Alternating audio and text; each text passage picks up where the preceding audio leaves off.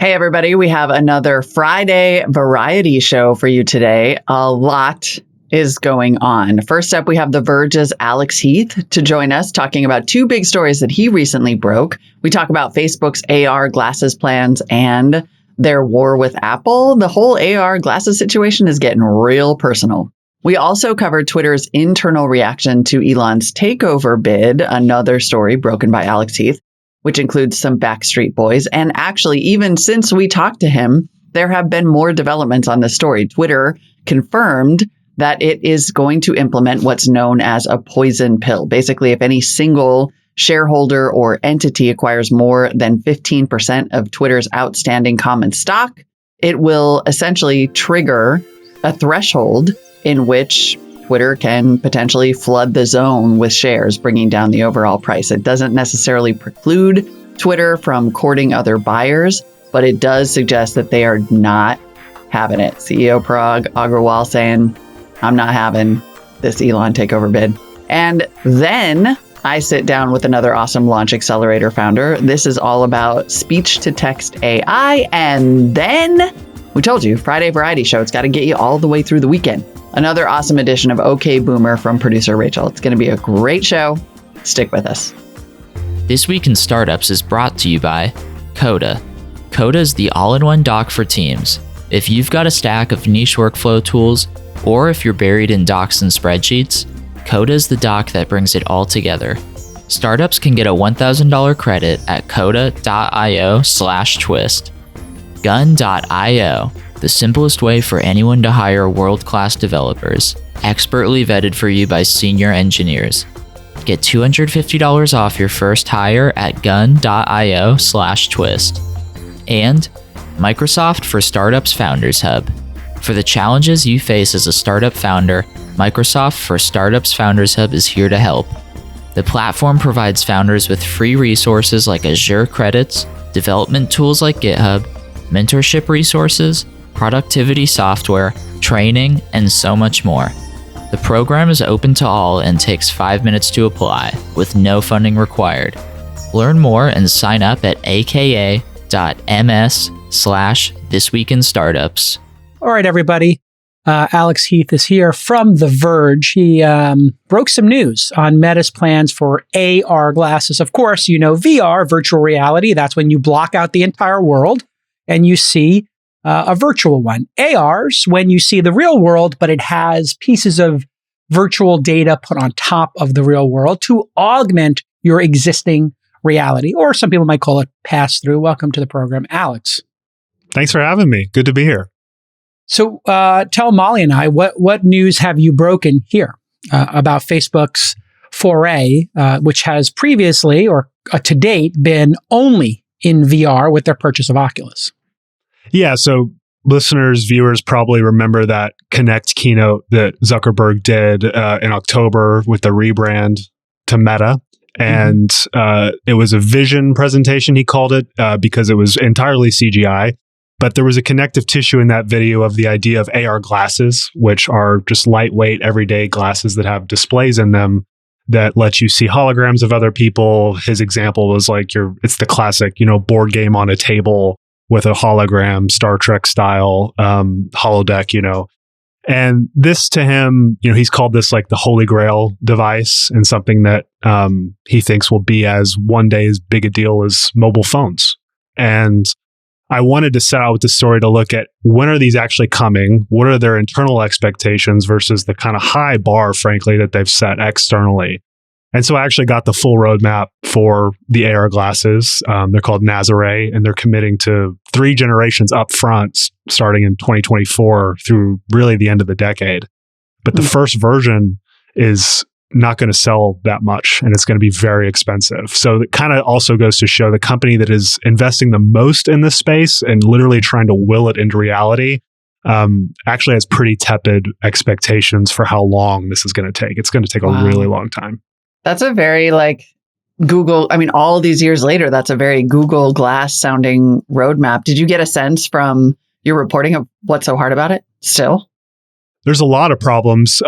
the expense of this technology, I mean, it's the bill of materials for V1 of these glasses coming in 2024 are in the thousands of dollars. So, Zuck is kind of in the mindset of your margin is my opportunity. So he's looking to subsidize this hardware. Like the Quest 2, for instance, is sold basically at a loss, maybe borderline break even, just so that they can get it out into the world and get adoption going. And now he's got this tough, situation in front of him where he's got this really expensive device that's frankly pretty cool. I mean, the specs are cool. They have fully custom silicone waveguides, full color AR, pretty wide field of view, 4-hour battery life, which may not sound impressive, but is actually pretty impressive compared to what's on the market right now. And he's got to decide how much is he going to subsidize these things, because Apple is also gearing up to attack Meta on this kind of AR hardware strategy. So he's really, he wants to beat Apple. I mean, I think this is going to be the biggest big tech business feud over, the next version of computing for the next decade. And is this, just to follow up on that name real quick? Sorry, Jason. Is it Nazaré, like the big wave surfing spot in Portugal? I just Googled it real quick. I don't actually know. Wait, I guarantee it's because of that dumb surfing documentary, the 100-foot wave one. A lot of their internal code names are spacey. So the glasses internally are called Orion. And they have a kind of more Google Glass, if people remember North, which was this glasses company that Google bought a couple years ago too. Kind of, smaller heads up display that's not full AR. It's going to be a lot cheaper and it's going to be tethered to the phone. That's also coming in 2024. That was something else I scooped, and that's codenamed Hypernova. So another spacey name. And the idea with Orion, the full AR glasses, is you don't need a phone. It's going to have a wireless phone-like device that offloads some of the compute because they can't fit it all in the glasses without literally burning your face. And Hypernova in 2024 will need a phone, but also be cheaper and a little more everyday wear. So we also saw that Apple basically kneecapped, ankled, Nancy Kerrigan style, Zuckerberg by taking away the ability to do targeted advertising on iPhones, which cost them upwards of $10 billion a year in revenue. So this fight is getting extremely personal and targeted.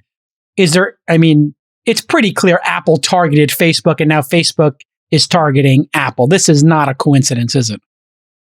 I don't, think so. I think some of this stuff is not totally connected, but there is this real animosity between Zuck and Tim Cook on a lot of ways. I mean, they really represent two of the, kind of dominant worldviews in building in Silicon Valley, where one is free, ad-supported, as cheap, as accessible as possible, and Apple is luxury, high margin, respect your privacy, and in turn give us incredible margin on our hardware. And they just have very different worldviews. And I do think we're going to see that play out with the headsets. So I and others have reported Apple's got this pretty advanced mixed reality headset. So it's VR, but it's kind of tricking. It's AR too, and you'll be able to kind of seamlessly go between both. But it's really designed for indoor use. Apple's AR glasses to wear outside are not coming for a long time.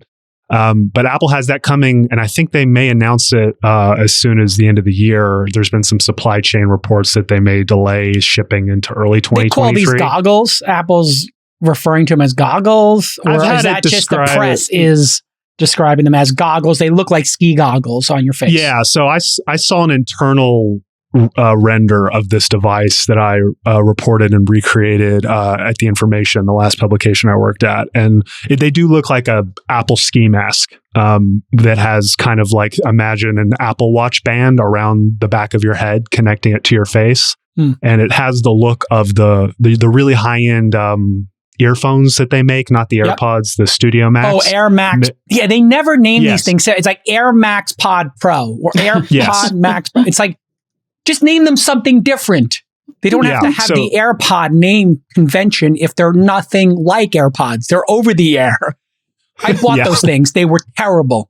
They're like really? $600. They're heavy. And they're so heavy. And they would just not connect properly. This Bluetooth problem at Apple is pernicious. Yeah. So the headset will have spatial audio. It'll have these detachable, swappable bands to put on your face with like a battery pack. It's going to be expensive, thousands of dollars. And, you know, Orion, Meta's first AR glasses in 2024 will also probably be thousands of dollars. And Meta has its own version of what Apple is doing, high-end mixed reality called Cambria coming this year. And they're trying to get that out before Apple. So everything Meta is doing is in response to what they think Apple's going to do. And I hear how Apple is internally reacting to what Meta's doing. And they're hiring all their same people. That's a big factor here is the talent. So Meta is scooping up talent from Apple and others. And there's been reports about Apple doling out additional grants to AR engineers just to keep them because Meta is so aggressively poaching and driving up the price of AR talent kind of across the industry. That's so interesting. It reminds me of kind of the autonomous car landscape where for a while it was just like, there are 5 guys who know how to do this and you got to get, you know, one of the 5 or ideally all of them.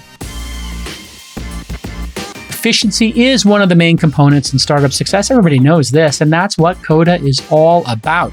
Coda is the all-in-one document for teams. Your text and tables live together in the same document, which helps any team collaborate more efficiently. They've got thousands of templates to work with, or you can repurpose templates published by some of their best innovators out there for yourself.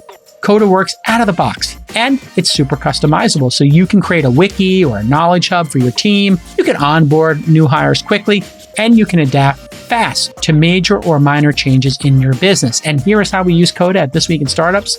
My guy Presh made a beautiful upvoting system on Coda for questions and topics on Twist. So if you go to thisweekinstartups.com/questions, you can submit a question for the show, for an Ask Jason, Ask Molly segment, or you can tell us what topics you want to include in the show. How awesome is that? And of course, you can copy that template and use it for your podcast or for your internal Friday all hands meeting, etc., etc. Coda has an amazing program for startups to help them optimize and support all of your documents. Go to coda.io/twist to get $1,000 in credits. I kid you not, $1,000 waiting for you at coda.io/twist.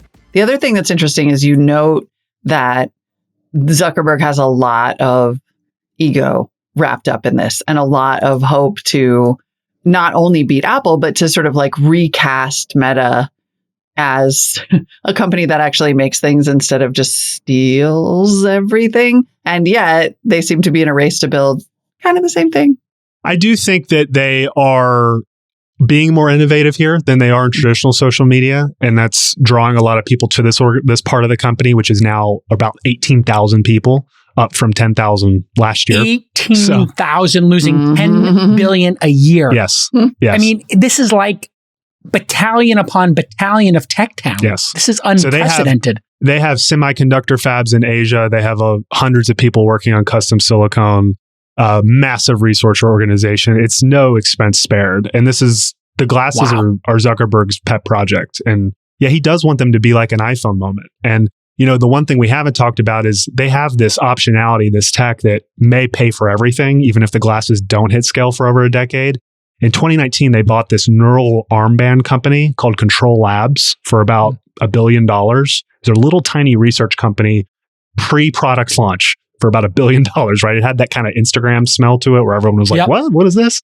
Yep. And apparently that is one of the coolest tech demos anyone that I talked to who has tried it has ever done. And because it's the controller, right? For the glasses and stuff? It's the controller, exactly. So how do you control glasses that don't have a touch screen, they don't have a keyboard, they don't have a mouse? You're going to want to bring that around with you when you're walking around. What if you had a smartwatch, like an Apple Watch? Meta's releasing a smartwatch, by the way, as soon as this year that will then tie up with the glasses, where you can literally think to control them and you get a phantom limb where you can like control a phantom limb with your mind. Wow. And I've heard of people being able to play ping pong with it, obviously type fully.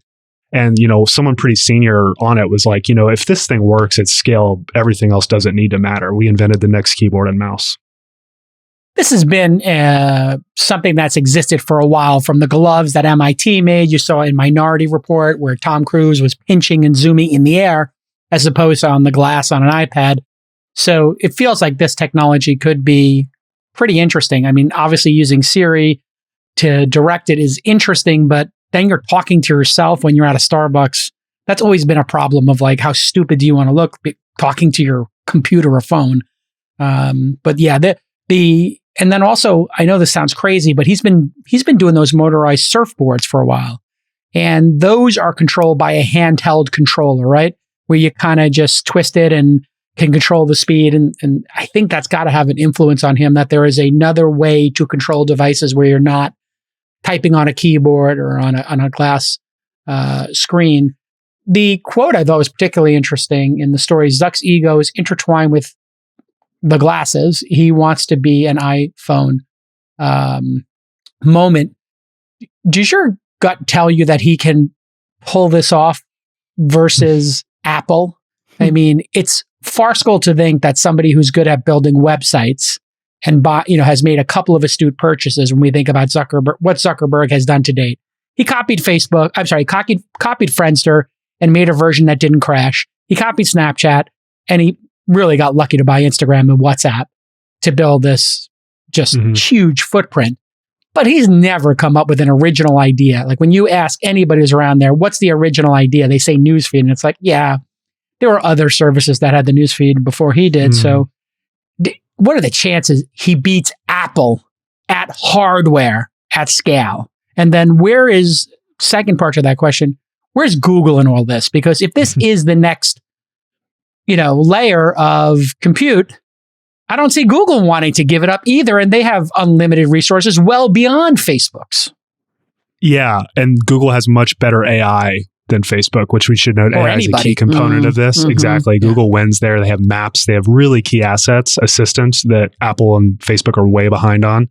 You're right that it's a good question on can he win.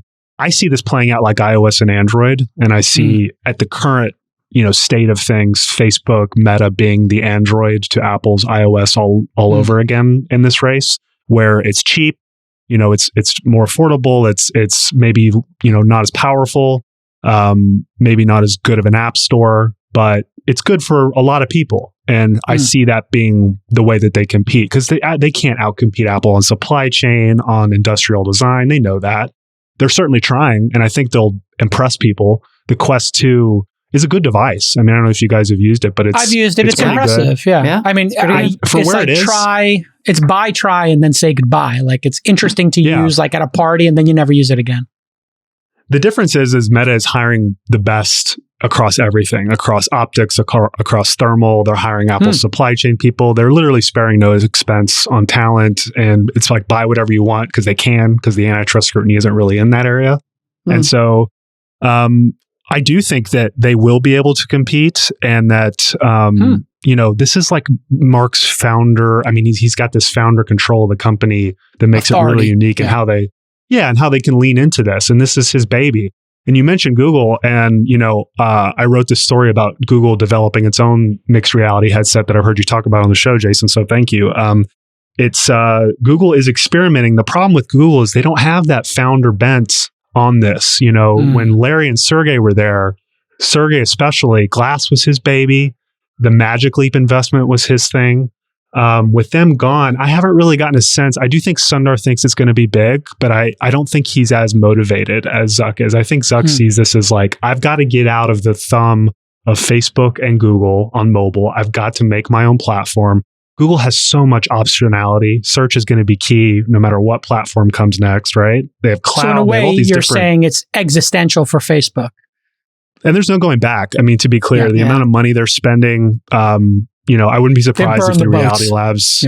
he's burned the boats. The Reality Labs division will probably be bigger than the family of apps, the social media division, in a few years. I wouldn't be shocked. And I wouldn't be shocked also if Mark becomes like chairman. And, I asked him in an interview last fall, will you be CEO in 5 years? And he didn't really give me a definitive answer. So that suggests to me that he might step back into some kind of chairman role, retain majority voting, but then really dive into the AR VR stuff and kind of really let go of the other stuff. I've heard a bit of that too. That, I mean, to your point, in terms of the hiring, all the juice for several years now has been in the Oculus division and the AR VR division.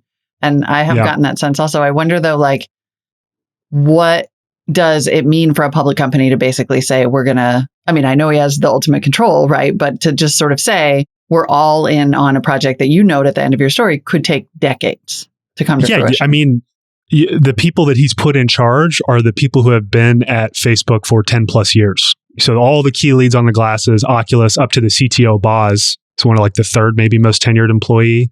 The head of AR has been there for 13 years. I mean, it's all the people who built the early OG mobile ads business are now on this, which is a sign that this is like top priority. And he wants his best people who are the missionaries on it, right? Wow. And that kind of fervor, I don't see at any other company. I think Apple is second for sure. And low key, they have the second most investment in this space. They just don't talk about it until it's ready. But this is the only thing Tim Cook and Mark Zuckerberg agree on, if you think about it, is that AR is going to be big. And so if that's the case, I don't know. You could also be like, look, Zuck, is he not one of the greatest strategists, businessman for sure, in Silicon he's a Valley great of all time? competitor. I would say great competitor. Well, and also strategist, seeing around corners. I mean, people, the Jon Stewart clip of Instagram being laughed at $1 billion and WhatsApp, people were still scratching their head. Like, why would they pay that much for that? Yeah, so I agree with that. He's a great chess player. Yeah. And buying this armband company for $1 billion pre-launch when it was like 20 people, it could be a similar thing where it's like, in 10 years, we're like, they just bought the next keyboard and mouse for nothing. And so fascinating. If it works, it'll be big. But you're right. The boats are burned. The boats are burned. I like the idea of him becoming CEO of Meta and then taking the existing assets and having Sheryl be CEO of the social network. Then all the social issues, when somebody gets dragged in front of Congress or in some other country, Facebook is impacting an election. Sheryl Sandberg comes over. She's the CEO of the Facebook collection of assets. She uses her soft power to work things out, her empathy to mitigate whatever those issues are, maybe put a more human face, dare I say, on, the Facebook and, family sharing pictures of their kids. And then Zuck is the CEO of this and the dual CEO structure we have right now at Google. The largest asset inside of Google is YouTube, and Susan Wojcicki runs that. And when you have questions about it, Sundar says, talk to Susan Wojcicki, the end. That could be a perfect way for them to split the assets up without splitting them up into two different companies. What I see is him being chairman and Chris Cox potentially being CEO of the family of apps. The Blue, I see that too. And he's running all the hardware with Boz. And I think if there's going to be any CEO of the whole thing, it's going to be Boz in the future, actually. Not Sheryl. Interesting. Hiring software engineers can take a really long time, don't I know it? Sometimes it takes months, but Gun.io is going to change that for you right now. They're a developer hiring platform. They're super focused, and here's what makes them different. Their candidates are expertly vetted, and then they're matched to your company by a team of senior engineers, not by an algorithm or just a recruiter. Gun.io developers have 8+ years of experience building products, and they're comfortable working directly with founders and executive teams. They're going to get you candidates as quickly as 48 hours. Think about that. And the average time to hire is only 2 weeks. 90% of the candidates are US-based, and they have a network of vetted international candidates as well if you're looking to hire from other markets. There are 2 ways you can use Gun.io. Number 1, you could work with a freelancer and enjoy Gun.io's ongoing support services. They'll handle the billing and swap out talent for free at any time. Or you can hire a remote developer directly from the Gun.io network for half the typical recruiter's fee. So here's your call to action. Gun.io is the easiest way for startups to find and hire world-class developers. And you're going to get $250 off your first hire at gun.io/TWIST. Where's Microsoft in all this? Microsoft, all their senior HoloLens people have gone to Meta. I see every week. Like the HoloLens project is probably not going to be around in a year. I think they're going to lose the military contract. I think it's going to dissolve. It's been an organizational disaster, I'm told. And they are working on something consumer with Samsung, actually. But I wouldn't put a lot of chips on that. And same thing with Magic Leap. If you had to ask me, where's Magic Leap going to be in a year? Sold for parts is what I think. So I think is Magic Leap a giant fraud? I mean, know that's totally because they now have a new CEO. People have been like, "Where's the product for 7 years?" What is the buzz behind the scenes? Obviously, you're a reporter, so you have to go with facts when you publish stuff. But this has been a pretty crazy back channel on Magic Leap. And Peggy Johnson's the new CEO. We've invited her on here a couple of times. She doesn't respond. but what's the story? I mean, if they had a product, wouldn't they show something by now? And then Andreessen Horowitz or whatever, people who saw it there were like, oh, it's the greatest thing since sliced bread. But then they're like, but you have to wear a backpack. I don't know what to think of that company. They do a terrible job of communicating. They have an enterprise device that they're trying to put out as soon as they can. They keep delaying it. They haven't even listed what the price will be. Peggy ran Corp Dev at Microsoft. So I think that says a lot. They basically recapped when Ronnie, the CEO, left. They're not worth, they're worth a fraction of what they were, 3 years ago. Which was a couple of $1 billion. So they recapitalized for people who don't know. Yeah, it was more than that. They raised $3 billion. Oh, at 10 or something crazy? Yeah, like 10. And I heard about ridiculous offers they turned down actually before Peggy came in. That would make your eyes roll. There was a lot of hubris there with the early management team thinking that they could do consumer too early, honestly. And it was just a bad judge of timing, I think. They actually had great IP. Too early and too expensive. You don't have the runway when it's hardware and you have like a whole like supply chain that you're building up to like misjudge demand. I did a story at The Information too, where I was like, they misjudged demand by like a factor of 10x. I mean, they had thousands and thousands of these headsets that they couldn't sell. And so, that really hurt them. So I don't know how they recover because it's a talent business and the best talent is not going to want to work at a private startup like that. They're going to want to work at Apple or Meta. I think those are the only two meaningful players in the near term.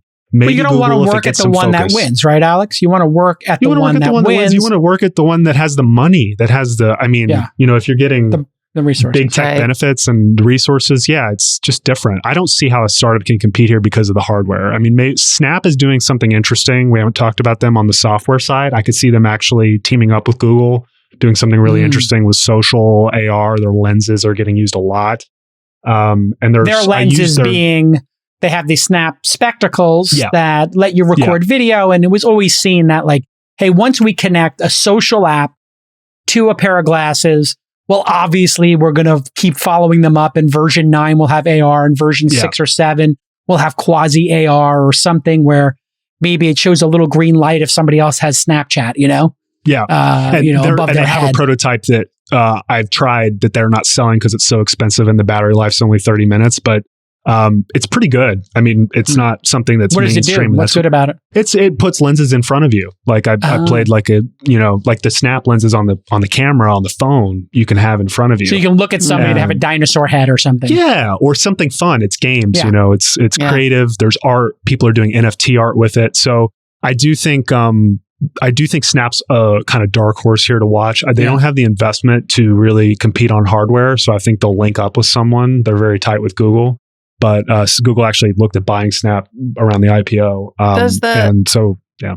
Yeah. I mean, I know everybody's looking for the next compute platform, and I definitely want to put my phone down. But do the experiences of Glass, the stories of Glass and Magic Leap, and even Oculus, right, which has pretty good adoption for a consumer product, but is by no means, mainstream or a household name. Like, what do we think about demand long term for these products? Like about making a bet on putting stuff on our face?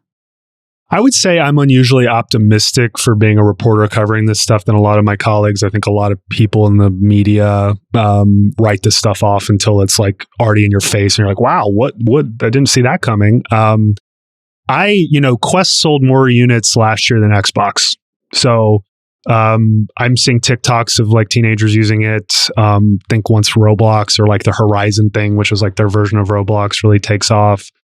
I think VR is going to be more meaningful than people realize in the next few years. Why has it been so slow to start? Because it's not a cost issue. It's been 5 years under $500. Yeah, no, it was the hardware. I mean, if you used a Quest 1 versus a 2, it was a meaningful upgrade at a very good price point. So fidelity of the hardware is fidelity and not being connected to a phone was a huge deal. That's Remember true. the first Oculus was connected to a phone? Yeah. The next one is going to have eye tracking. So like your avatar will literally respond as your face is moving, which is going to just make it feel so much more immersive. It's going to be richer graphics. So fidelity goes up one more jump. Yeah, and audio, all that stuff's just going to keep getting better very quickly. And then when Apple comes out, everyone's like, okay, no, this is not just like Zuckerberg's like obsession with building something, right? This is like a thing that super Apple consumer. Once Apple does it, it's like that's the super consumer stamp of approval. And they're coming. Like it's definitely happening. They have thousands of people working on it, so it's a high priority. And they're very paying attention to how Meta's doing it. And I think if we talk again in a year, when Apple's out and Cambria from Meta's out, I think we might be having a different discussion about like VR in general, honestly. Yeah. Because AR will be the race to mixed AR. Yeah, that's going to be the game changer for people, because I think a lot of people are not interested in living in a virtual world. They're just like, it's interesting. You play the golf game or you play the Saber game. You're like, okay, that was interesting. I tried it, but I don't feel particularly compelled to use it again. But I can tell you, man, if you were looking at your laptop and then above your laptop were 6 windows and one was YouTube, one was Netflix, one was Spotify, and the fidelity was pretty good and I didn't have to buy 4 or 5 extra monitors floating around my central one, you'd quickly become addicted to that. And the idea of working with one monitor on your laptop as opposed to 6 semi-transparent ones, and if you have an office worker or somebody comes up to talk to you, those all melt away and become opaque. Or 50% opaque because your partner comes up to talk to you while you're working and it knows they're there. Like, I think this is going to become super addictive to people to have extra screen resources. A very silly, pragmatic use case, but when you're working, more monitor space, let alone unlimited. You turn your head this way, you turn your head that way, and you've got a whole nother world going on. I mean, this could be transformative in the same way large monitors became transformative. Yeah, I mean, the Apple headset's going to be like IMAX on your face, dual 4K displays, spatial audio, LiDAR sensors, and who needs a TV if you can put like a massive TV on a wall? And then the headset Apple bought for this had a dial on the side that lets you move in and out of VR and AR with a dial. So it was because they're doing constant HD video pass through, so they're piping video into it at all times of the real world. You can literally opacity intermix. So it's cheating. It's cheating to get to the AR glasses. So brilliant. Which, I mean, I really I don't want you to think that question came from a place of my personal skepticism, because I am all in on this. Like, get the phone out of my hand. Get this on my face immediately. Well, I mean, think about this. You're driving up and down the 280. You got your car on autopilot, whatever your jam is, and you're wearing these goggles. And it's giving you road data, the speed of each car, if it's slowing down, it's alerting you if a deer is coming across the 280. And at the same time, you're watching the Warriors game. But the Warriors game is at 20% opacity. Or I'm skiing, right? I'm skiing and I'm watching the Knicks game, or I see a CNBC clip over here, and I still see the ski road in front of me. Like, this is a world that has not existed at this point. Or your email comes up and it's like, oh, you got an SMS from somebody, but I can still see the road ahead. Like the heads-up display you were talking about in your car, Molly, that projects onto the dashboard the speed. Put the speed right there. Or like, I want to be walking around a conference and I want to have the agenda right here. Mm-hmm. Yeah, of course. Ideally, frankly, I know that Google had to get rid of this. Like, I want the person coming toward me. I want to see their LinkedIn pop up. And that's what I want. I want the full on, the facial recognition. I want anytime they tweeted about me, anytime Alex tweeted about me at Jason from the last 20 years, I want to know what snark he threw at me 7 years ago and don't remember. And then I can be like, I could pinch it and pull it out. But Alex, why were you dunking on me in 2017? By some estimates, here comes the bad news. Over 90% of startups will go out of business in year 1. The good news? That's why Microsoft created the Microsoft for Startups Founders Hub. It's a program that provides founders at any stage with up to 6 figures worth of resources. Seriously, wait until you hear this banana pants list of perks. You're going to get up to $150,000 in Azure credits based on your stage and size, free access to GitHub's enterprise tier, technical advice from experts at Azure and Microsoft Cloud, one-to-one mentorship from their mentor network, exclusive benefits and discounts from companies like OpenAI. This is worth a lot. And the best part is that there are no fundraising requirements. Unlike others in this industry, the Microsoft for Startups Founders Hub doesn't require startups to be investor-backed or third-party validated to sign up and access benefits. You can be the founder with a PowerPoint and a dream. It's not about who you know here.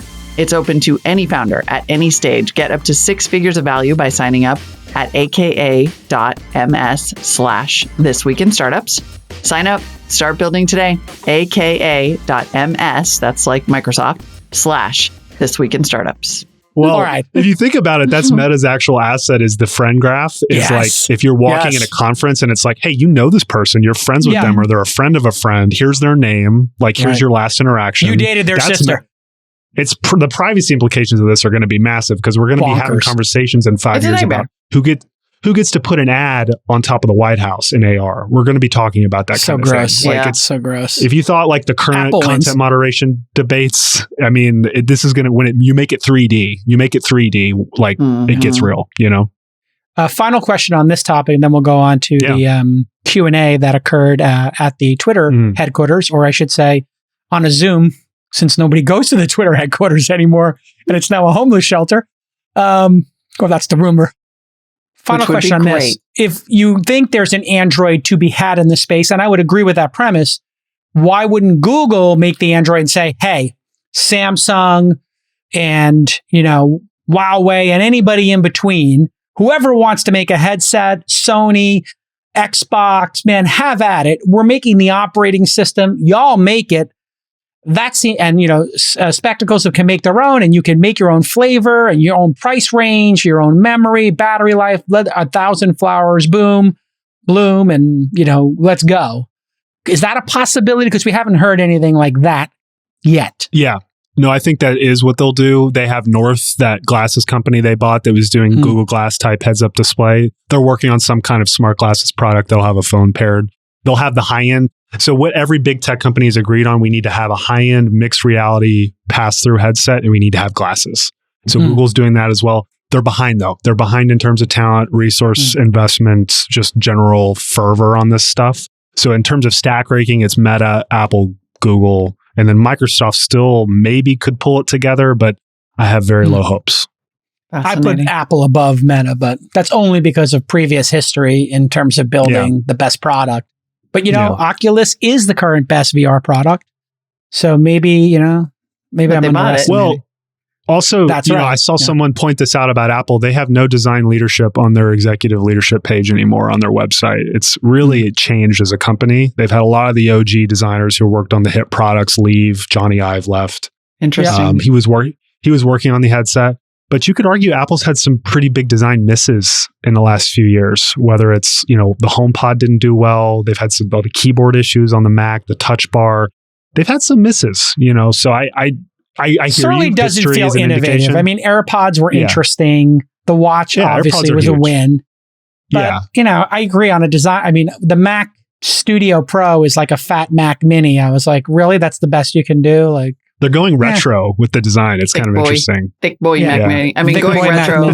Going retro is the ultimate sign of a company that's out of ideas. Well, it's like, oh, you know what? We're HBO. It would be great if we did Sex and the City reboot. And it's like, wasn't the reboot called Girls?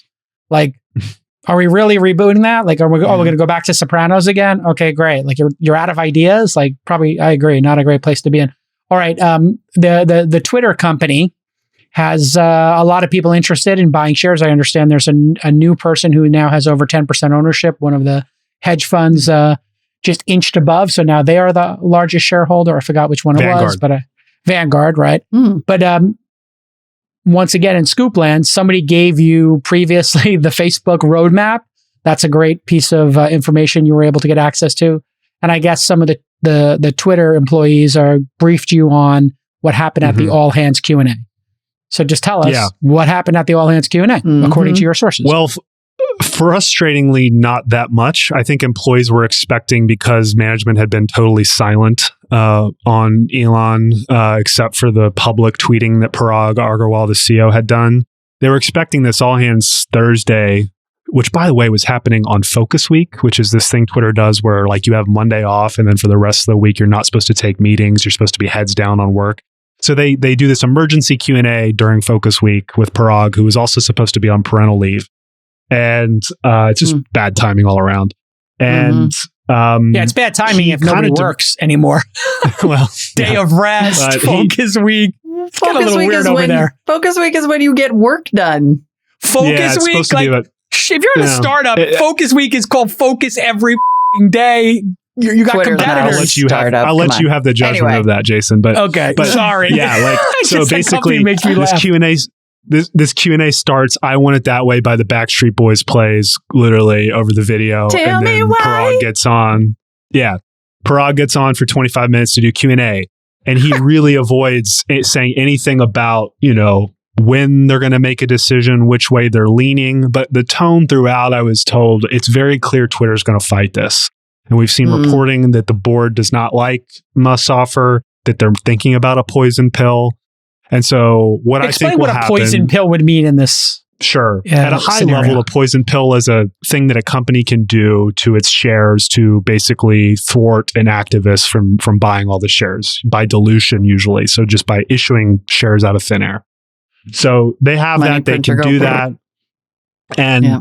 I think they will do something to fight this. And, he said something about we're not going to be taken hostage. And, the problem is the employees are mentally already in the space of when we get taken over, what happens? So it's almost like mentally, it's like Elon's won. So it's like the questions were, what are layoffs going to be like? I kept hearing this even before Elon said he was going to buy all of it. I heard employees saying there's going to be layoffs. There's going to be layoffs because Twitter's fairly bloated for the profit it makes. Absurdly bloated. Yes. Yeah. Very. And they know this, like employees know this. And so that was a big question. People were asking about their stock. What happens when a company takes you private? What happens to your options? Do those accelerate? Like Elon's figured this out with SpaceX. I've heard he actually has a pretty unique secondary market for SpaceX. Yeah, I mean, that's pretty gives publicly people known. liquidity. Every Yeah. year, they have a chance, if you've been there for X number, this is the way it was explained to me years ago, and this is public knowledge, you can basically file to sell some of your shares, and then they have financing set up to buy those shares. If you're an employee, because they're going long, and they've been around for over a decade,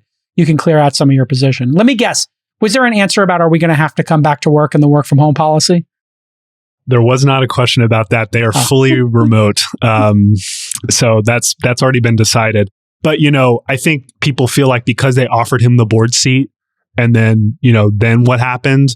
There was a question about are we going to just start inviting any and all billionaires who ask to our board? I feel like employees have kind of lost a little faith in management was the vibe I got from this. They want Argo Wall to tweet more at Musk, to respond, but that's a losing game. You can't beat Elon Musk on Twitter, even if you're the CEO. I think Twitter's in a lose-lose situation here. Yeah. Because if the Musk deal falls apart, the stock's going to tank, everybody's underwater, and they have to maybe find some kind of offer that's from someone else that they didn't want in the first place. So it's going to be really messy. And I just don't see how this is not going to be really painful. So it was a sad Q&A is what you're saying. It was muted. I would say it was muted. And that was the other word I was going to use. Yeah. Yeah. And he wouldn't really divulge much, which I think people wanted. People wanted some more clarity. And it was just we're going to do a rigorous process is what he said, which means run a process, get other bids, see if there's any other, investors who want to give Twitter money to fight this. And Musk said on stage at TED the same day that he had a plan B already if Twitter rejected his offer, which he said was his final offer. So I don't know why you would say it's your final offer and you've got a plan B, but it's going to get more interesting from here, I think was the message for sure. Plan B is buy Vanguard and just team up. I mean, honestly, I don't know. Why not, right? I don't think you can even afford that. The stock has gone largely sideways since it went public a decade ago. I mean, the first it's day flat, closed, isn't it, to where it went public, basically? Yeah, if you put $1 in, you have $1 now. Congratulations. I mean, the market ripped for a decade, you had no appreciation. Yeah, you sold during the pandemic, you did well. I mean, yeah, you did have a little stonk action. It hit 70. You would have been up, 80%. And but it's been mismanaged, right, Molly? I mean, what it feels like this has done more than anything is expose how weak Twitter really is, right? As a company, it's exposed. It's got everybody talking about how if you bought 10 years ago, you wouldn't have made any money. We're all talking about how bloated this company is. We have been talking about, everybody's been talking about how stalled out the pace of product development has been. And so if anything, it's Elon has only one person in this Zoom knows what his true intentions are, but he has unquestionably kicked off what's probably going to be a bidding war for Twitter, right? He's basically put it up for sale with or without the permission of the board. It's either going to be him or somebody else. Seems like. Yeah, and that side-eyed adjacent aside, I think Musk has been pretty clear about what he wants. I mean, he said at TED he has no economic interest in this. Like, he doesn't care about the business. He wants to open source the algorithm. Yeah. He doesn't care about the money. He wants to open source. I think he maybe does to the degree that it's like messing with the SEC. I think the SEC really got under his skin with the Tesla 420 tweets. And he said that today. Like, they really did. Well, and here's the thing. The SEC is still suing him. They're still in court over this. The SEC could potentially legally keep him from tweeting if they win. But if Twitter is a private company, the SEC doesn't have jurisdiction in that way over a private company. I think there's some chess moves going on here. And I've also heard a conspiracy from someone pretty senior at Twitter who knows Jack, who used to work there, that Jack may be involved as well, because Jack's still on the board for another month. Elon did this right before Jack leaves the board. And Jack still has like 2%. And they're very close. And they see eye to eye on the decentralization and the opening it up and all that. So this could be Jack's revenge for Elliott and for Elliott management and that takeover getting him to leave prematurely. I think that's a pretty fun, I don't know if that's true, but it's a fun conspiracy Alex, theory. you're my new favorite. This is fun as hell. Well, I mean, there's certainly been nothing this interesting. There's been nothing this interesting in tech for a very long time. It's really true. This should be the next episode of Succession. I think the next season of Succession. I mean, this is like better than TV. I mean, especially if there's incredible. There's another thing. Saging Hulu. There's another thing that someone raised to me. So when Elon disclosed his shares that he was purchasing, right, for those like 3 months, that was basically the entire float of Twitter during that period. There's no way that one person buying that on the open market would not have triggered Twitter management knowing right away and the stock like ripping, right? Mm-hmm. So what was he probably doing? He was probably buying blocks from someone else, is the theory I've heard from people much smarter than me about this stuff. Because he was buying essentially the float in terms of the volume he was buying. I mean, it is highly traded. We have to look at, I don't know if that's accurate. I'll be totally honest. Wonder about there's a lot of people, that stock moves a lot. Check it out. Yeah. Check it out. So you're saying I think you'll be during surprised. that period, there was only 3 billion and he bought all 3 billion. In terms of shares bought, yes, it was almost like all of it that was traded. One So wild card that has come up too is that one investor did sue him for not reporting it when he reached the threshold after which you were going to report it. The moment it came out that he didn't file the form like right away, that was like for sure. And they'll probably will win something because that's like basic SEC disclosure. These things usually settle for a small amount. Yeah. Because you have to actually look at the damage. If that person lost some money, like how much did they actually lose, Right. It winds up being de minimis. I mean, no matter how this plays out, some shareholders are going to sue, right? Because either it's going to be taken private and maybe they cash out or maybe they don't, or they lose a bunch of money because Elon sells his whole position and is like, the hell with you. I don't know. But this is the challenge. No big tech company can buy it. Apple, Microsoft, with Lena Khan running the show. Salesforce. Nobody... Maybe Salesforce for it. I don't think that's... Yeah. So that's a conflict, obviously, since he's slightly conflicted. They almost did previously. I wonder how shareholders over there would think about it. They might think better of it since Elon was interested. Would they outbid Elon? I doubt it. And I don't know. So, I mean, no big tech can buy it. So the buyer list is small. The buyer list is very small. Talal in our Nota gang makes the point that what if Bezos made a bid like independently? I don't think Amazon can for antitrust. They had MGM put through antitrust. Not Amazon.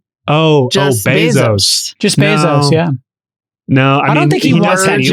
Merge it with the Washington Post. Just complete the reporter circle of life on Twitter. Oh my God, that would be horrific. I mean, as long as we're playing this really fun speculation game, Well, I just wanted to mention that because you brought up Google and stuff, Jason, like the last time Twitter ran a formal process was in like 2016. I did some reporting on this. It was Salesforce, Disney, Apple, and Google. Apple and Google were not really reported on at the time. I found this out with some colleagues at the information later.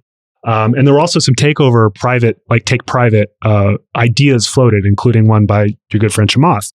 And so there are a lot of people who would want to buy Twitter, but you all are right to point out that the antitrust environment has gotten so heated that it would have to be a Salesforce, Apple, even, you could argue they would get antitrust scrutiny, and they don't do big acquisitions. No way Apple's going to buy it. They don't want that heat. They don't want to manage They do not all want the that content. nonsense No and way. Meshuggah. So you have to have somebody who has a high tolerance for Meshuggah. And like that's an individual. It's It's really like true. literally the last thing Apple wants to deal with is the problems Facebook has around the government, right? They do not want to get dragged into antitrust discussions and then have that on the long list of reasons that they threw Trump off and they got their thumb on the scale for this person or that person. It's too much crazy. They're the richest company in the world. And they don't need it, right? Yeah, that's and they have plenty of, I mean, when we talked about the headset, we didn't know, like Apple is pouring a lot of money into really high quality content. The last thing they want is just like a dumpster fire. People need to focus. Google would buy it if they could. I think Google would like it. Sure, Google's they would. They have no social. Yes, they've it always has wanted ads. that. It fits in their wheelhouse. It makes up for Google Plus, the original Their piece. algorithms, they could make the algorithms better. They could, identity. They would be good. They have identity information. They could clean up bots. They have AI to clean up bots. I mean, let's face it. Twitter's been mismanaged to the point of absurdity. They can't even get rid of bots. They can't deal with spam. They can't get the edit key out. It's just they're just a dysfunctional organization that can't ship product. I mean, it's a mismanaged organization which is set up to be bought out.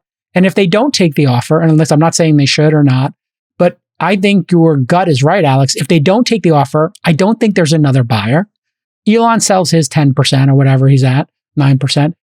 And then the stock goes back down to 30, which is what I think a lot of analysts have it at $30 over the next year. So you basically now are going to go from 54 down to 30.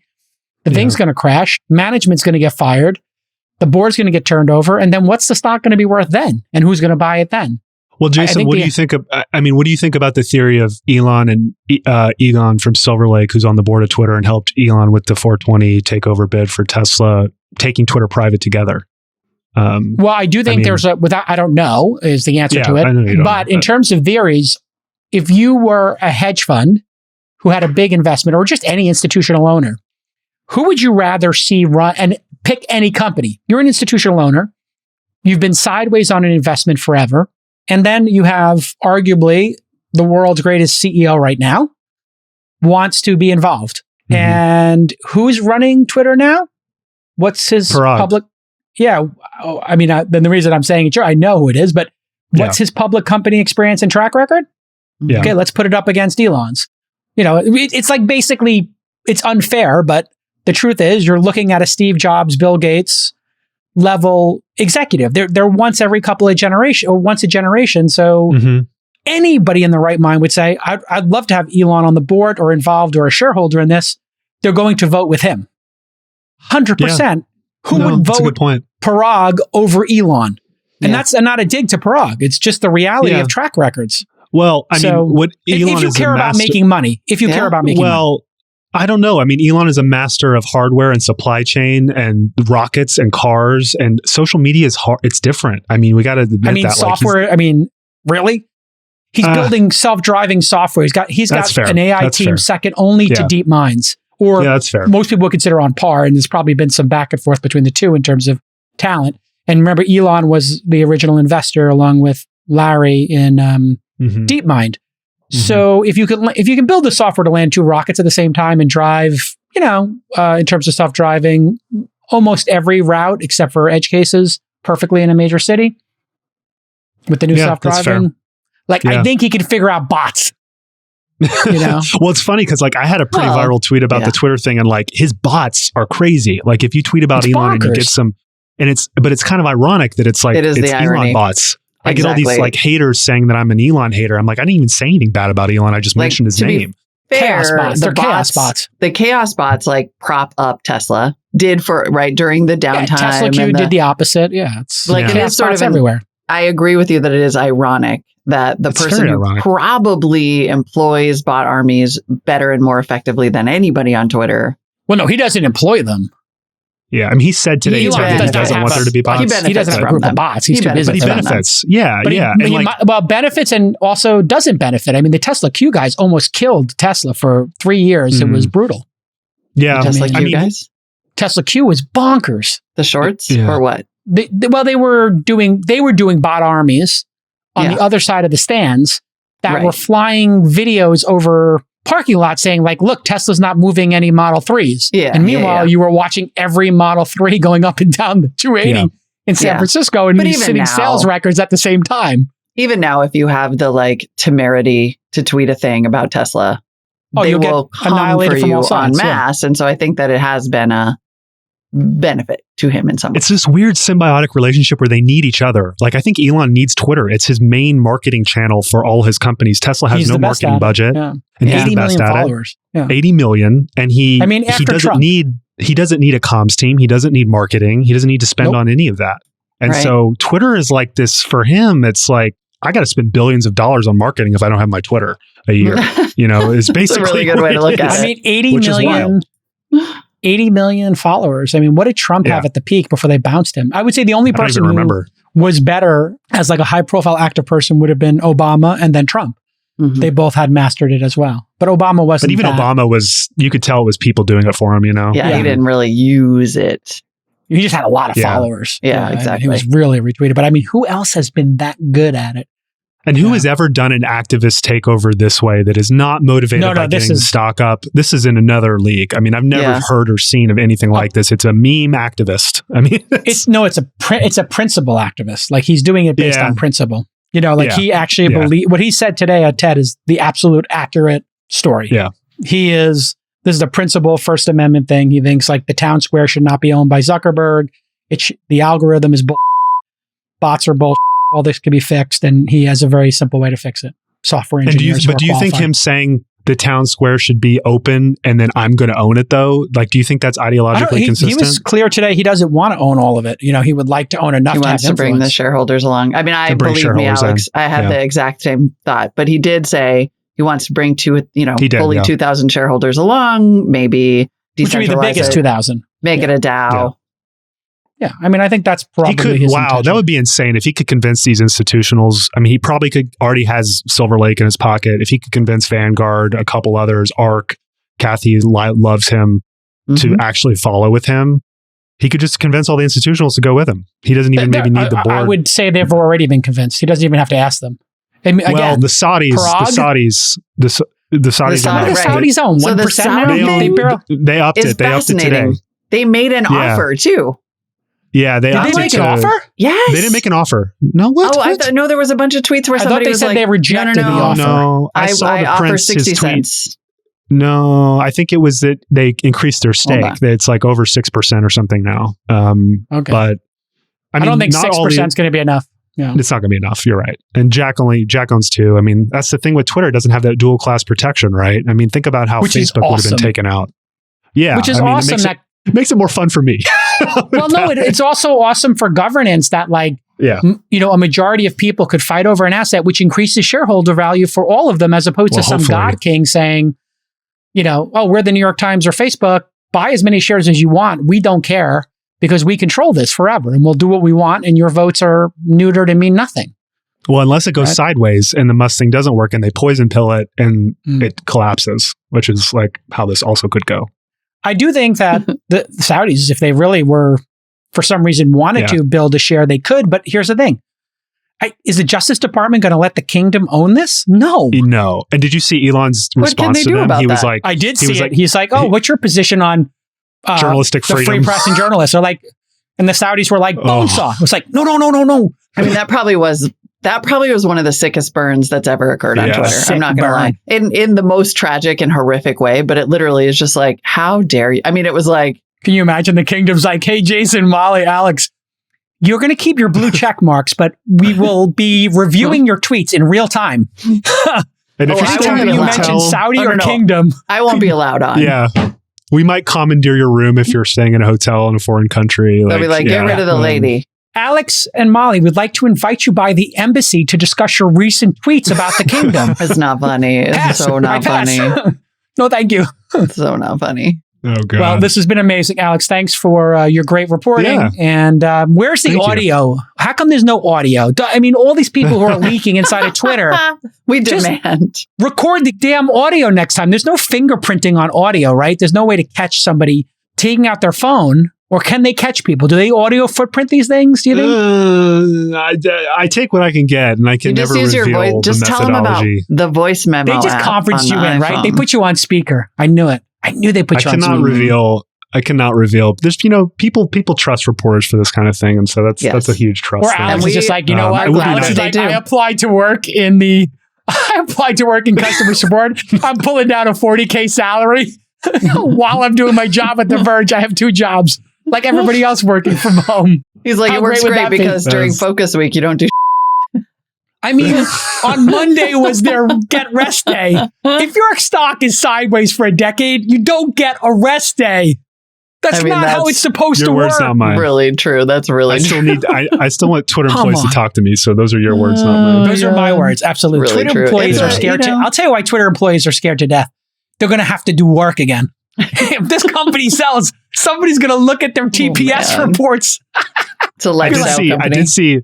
I did see Keith Raboy tweet about Elon like firing the interns in the SpaceX coffee line because they were waiting for coffee for too long. He set up like cameras and they were forming long coffee lines. I don't know if I buy that story, but Keith tweeted it. I don't know, but yeah. Keith might have a source. I don't know. I mean, listen, I can tell you, I was just at the Gigafactory in Texas. Like, people who work for him love and adore him and do the best work of their careers. Period. Full stop. Like, I took 50 selfies when I was there with people who listened to the pods, and they were just like over the moon at what they had accomplished. When you see the scale of that building, it's like, it took me 20 minutes to walk to where the presentation was. I mean, I'm not kidding. I walked like 2 miles inside of the building. It's the biggest footprint, and it was built in under 2 years. Like, I think he'll fix the bot problem at Twitter, like, he has a way of inspiring people to do their best work. I mean, criticisms aside of his quirky behavior, I think Twitter would be an amazing company the product and the service, I think, would be amazing post him having influence. That's my feeling. So you think he takes it over? You think he wins and takes it over? I don't know. I think it's kind of like a coin toss because it's not up to him, right? It's up to them. Yeah. And I don't understand how they don't take the offer if there's no other offers, because when he leaves, I think people are going to look at the company as, well, this is damaged goods. It was damaged goods before Elon made an offer. Nobody else wants to make an offer. Management hasn't really gotten much done. It's bloated. It needs to cut half the staff or a third of the staff or whatever it is. Like, is that the stock you want to buy going into a recession? I mean, their only play is to find another buyer. That's it. If they don't find, I agree, Molly. No white knight, and they don't take Elon's offer, it goes back down to $30 a share, and everybody who owns it's like, what just happened? Yeah, we could have cashed in our chips a winner. Mark Benioff is calling his institutionals right now. I thought maybe he was calling you. He's calling you. Oh, yeah, I got more. Just put him on speaker, Alex. Yeah, Brett, call me. I've DM'd you a couple times. Call me. That's the problem. Is like CEOs are just not available to talk these days. They don't. There's no upside. Some of them are cool. Tim Sweeney at Epics, he's an OG. There's some that are, but the big public ones, no, they don't. They're wrapped up. It's a bummer. Like just 10 years ago, 15 years ago, like everybody used to talk and they were cordial, and you may not be happy with your press, but you were active, right? Like, and you were mixing it up. And you and I have had this discussion privately. Like, I think there needs to be a reset between the press and the digerati, as it were. A summit. Well, just, like a little rebuilding of trust on both sides, kind of thing. But whatever. I mean, I'm all for that. It is what it is. Tech is so. I don't want to get past that to where we can't do that, to where we can't come back together. I mean, I don't think democracy suffers, honestly, Yeah. I mean, it's just, I think Twitter might not be an important investment or a business. It's just an important platform. It's an important part of society. And it just needs to be cared for, So like, if the stock price goes sideways or not, it's just so important, I think, to society that all these people talk there. All these people are available, for discussion there and the influence it has. It would be a shame to see it deprecate, and then I don't know where that conversation goes. I don't know. Save Twitter. Hashtag save Twitter. Hashtag save Twitter. Save Twitter. All right, Alex, thanks for everything. Right. Keep up the good work. Thanks for keeping us in the loop on your all the leaks you're getting. If anybody has leaks and you want a trusted reporter to give them to, Alex is your guy. Yep. Follow him, Alex Heath. DM's open, or you probably have that link for anonymous tips in your P. Oh yeah. So many ways to reach me. All that. I'm on every app. Stuff.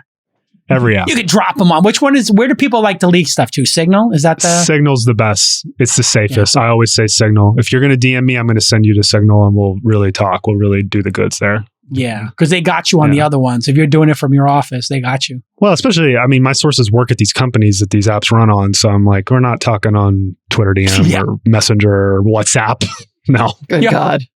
You start talking to Alex on WhatsApp.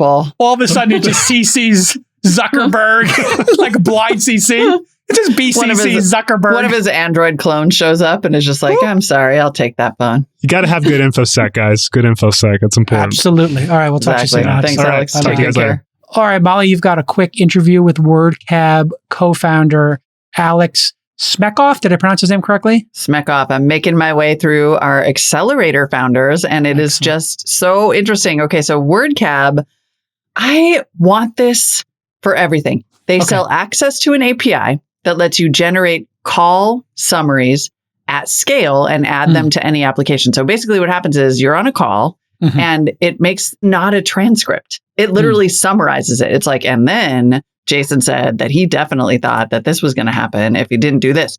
It creates a narrative of the call to make it more readable. So you can imagine if you're a salesperson or, I don't know, a venture capitalist, and you go through a lot of phone calls and you want a quick summary, that's what it does. Alex is the co-founder and CEO, and we just did a little 10-minute interview about the progress.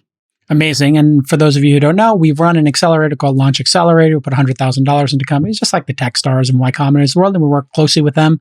And we always like to feature them here on This Week in Startups. I thought I did the first 24 classes. I'd have Molly take a shot at doing a couple classes here. I mean, just a lot of work to do on this pod. We're doing a lot of startups. But I just love this idea because AI, you know, there's something that must come after transcripts. And now that we do have transcripts, hey, that was great. Oh, we got a transcript of the call.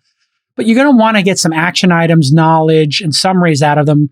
And that really is where AI shines. So, you know, if somebody mentions there's an action item or we need to loop somebody into this conversation or there's bullet points, having software do that could be a real game changer. And we love the fact that this is an API type service like AWS or like Twilio. Plug into Zoom. Yeah, we don't. You don't even. One of the great things is you don't have to think about the applications. Maybe somebody wants to transcribe a podcast and summarize it, or maybe somebody wants to do a city council meeting. Maybe somebody wants to do, you know, the transcript of C-SPAN, right? And you know, you don't have to think when you make an API of what the uses are. You leave that to your users, and then they find 1,000 different applications or 1,000,000 ones for your product, and that's always lets the team focus just on making the core technology work better, right? So we just love that and enjoy the interview. Yeah. All right, everybody. So Launch Accelerator recently started its 24th cohort, and I have been sitting down with some of the founders every other week or so to dig into their businesses a little bit. So far, we've talked with Craig Zingerlein of Growth University. That was episode 1387. Jose Ordonez from AirPals, episode 1392. Ben Miller from Chronify on episode 1416. And today, I'm here with Aleks Smechov from Wordcab, which I'm excited to let Alex explain. I'm going to take a crack at the elevator pitch here, which is API as a service that summarizes recorded calls at scale. How does this magic work, Alex? And welcome to the show. Thanks a lot. Yeah, so I think you got the gist correct. Wordcab developed a technology that turns meeting transcripts into human-sounding bullet point style summaries. And we serve these capabilities via a set of developer-friendly APIs. And you know, I figured I could go into the why before I dive into the technology and like kind of why we started this, if that's fine. That is, in fact, my first question. Who needs this and is willing to pay for it? Right. So the amount of business communication that's being recorded is only growing after the pandemic. And people are hungry for ways to leverage this recorded data. But for the most part, all they have is the transcript. Right. And that's fine as a reference, but it's not a sustainable or scalable way to figure out what happened during a call, especially if you didn't participate in those calls. Right. So existing tools have tried to make sense of these lengthy conversations, and they're improving all the time. But for the most part, they're focused only on the internal meeting space where people usually remember what happened during the call. Like, what do you do if you're a sales manager that has to review your reps' calls over the past week and you didn't participate in any of their conversations? What do you do if you're a contact center supervisor who needs to review dozens of calls on a daily basis to determine how well your customer support reps are doing? And that's really where Wordcab's API comes in. There's something like 100 billion business calls made in the US every year. And every year, a percentage of that, a bigger percentage of that is being recorded and analyzed. And given this opportunity and my background, my co-founder's background, we decided to build Wordcab. So there's this long meeting. There's a lot said. Obviously, reading a transcript might be unwieldy. And so talk to me about the summary and what that looks like. It's bullet points that summarize the actual content. Is there analysis? I mean, how good are you? Can you be like, it seemed like no one liked that idea? The way I describe it is a narrative summary, right? Yep. It's linear, it's chronological. It just tells you what happened as if someone sat in the meeting, wrote down notes, and then gave you those notes. Mm-hmm.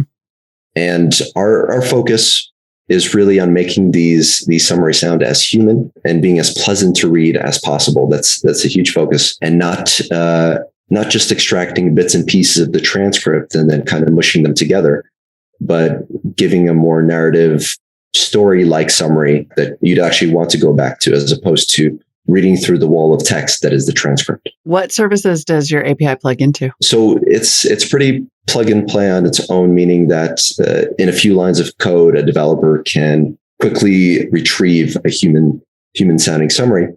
And we offer several customization options for that, right? So they can make it more abstract and shorter, depending on a few parameters, or longer and more fine-grained.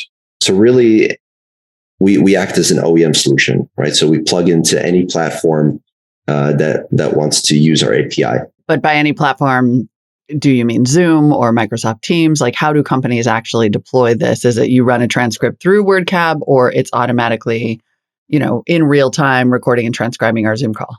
So it's more passive than that. It summarizes after the call.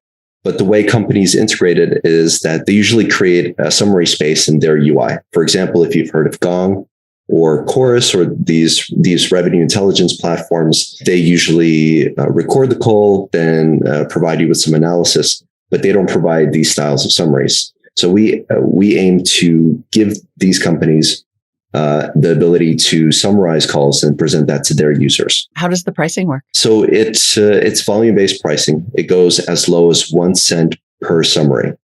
So if you feed it a transcript, it summarizes that transcript, and you pay 1 cent. Where do you sit now? What's the status of the business now? How's your growth doing? I know you've been, pitching every week to various investors through Launch Accelerator. How's it all working out? We're talking to investors every week via Launch. So it's been very helpful. And we've seen an average of 19% growth month over month in terms of revenue.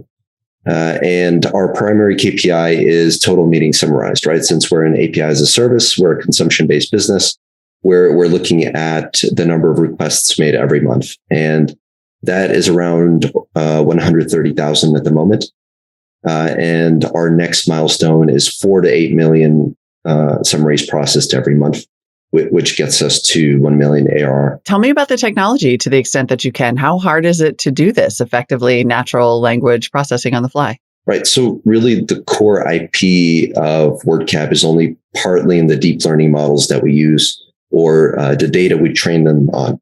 It's more the methodology we've developed over the past year to reduce the amount of training data that we need, as well as a robust way to score the quality of a summary. And these are both very difficult problems in that training data for summarizing conversations is largely unavailable due to privacy reasons, right? Contact centers don't want to give up their recorded data, and private companies don't want to do that either. So there's that data retrieval problem. And then there hasn't been a definitive set of metrics developed for grading the quality of summaries, right? What one person finds a great summary, another person might say that's not enough information or that's too much information, right? So we've been developing a rubric to score the quality of a summary on a more objective scale. Interesting. Do you imagine that could have applications outside even your own company? Like, could that become a usable metric for the whole industry? Yeah. So not to add more to your plate if you weren't already planning that, but no, definitely. After we've made it a little bit more robust, we've been speaking to academics who've been kind of doing this since 2008, right? So there still isn't like a definitive way to do this, and it's kind of ad hoc at the moment. But we're always trying to improve it. So when we have something a little bit more solid, I'd love to share it. Perfect. And then who's the ideal customer for this? Who's the sort of primary audience? I feel like you live in the world and you realize there are so many kinds of businesses that you don't know anything about. Is this for those businesses or is this for law firms? Like, who's the primary audience? So it's anyone who records and possibly analyzes their customers' calls, right? So it could be remedy intelligence platforms, sales training platforms, contact center software. In any case where the platform records tens of thousands to millions of calls every month, that's who we're targeting. These platforms is where information overload happens. We've spoken to companies where very low numbers of users of these platforms actually go back and look through the transcript, right? There's search options. There's ways you can skip through the audio a little bit quicker. But for the most part, if you didn't participate in that conversation, it's a pain. So that's what we're tackling. You mentioned privacy, and I wonder what are the regulatory concerns? I saw that you're in the process of getting SOC 2 certification wrapped up. I would imagine there are lots of layers to reassuring companies that you're not misusing these recordings. The larger the prospect, the more we'll have to jump through regulatory compliance security hoops. We're currently wrapping up our SOC 2 Type 1. Our SOC 2 Type 2 will come maybe 3 to 6 months later. But that's definitely been a requirement. I think we went for this certification a little bit early. We've seen companies that are in Series A or later start to do their SOC 2 Type 1, and we're doing it pre-seed. But it makes sense because we're handling very sensitive customer data, their transcripts. So it's something we have to tackle initially, and GDPR as well. Right, of course. And then finally, I vowed that I was going to ask every one of our LA24 cohort, and I think I've managed most. As our final question, what is your path to $100 million? Yeah, so we see it in 3 stages, right? So the first is getting to 1 million ARR with an average price of 1 to 2 cents per API call. That means 4 to 8 million API requests per month, and we're at 130,000 now. We currently have maybe 70 companies in our pipeline that process anywhere from tens of thousands to millions of calls every month, and would find summarization a big value add. And we expect this to be facilitated by the SOC 2 certification, which will be finalized in the next week or two. Getting to 10 million includes branching out to multiple languages.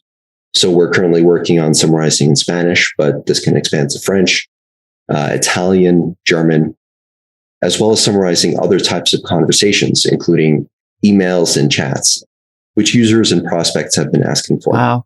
I would love that in email. I would love it to just lay on top of my email and actually just summarize all of them. Just give me a headline of everything that's in my inbox. Alex, make it.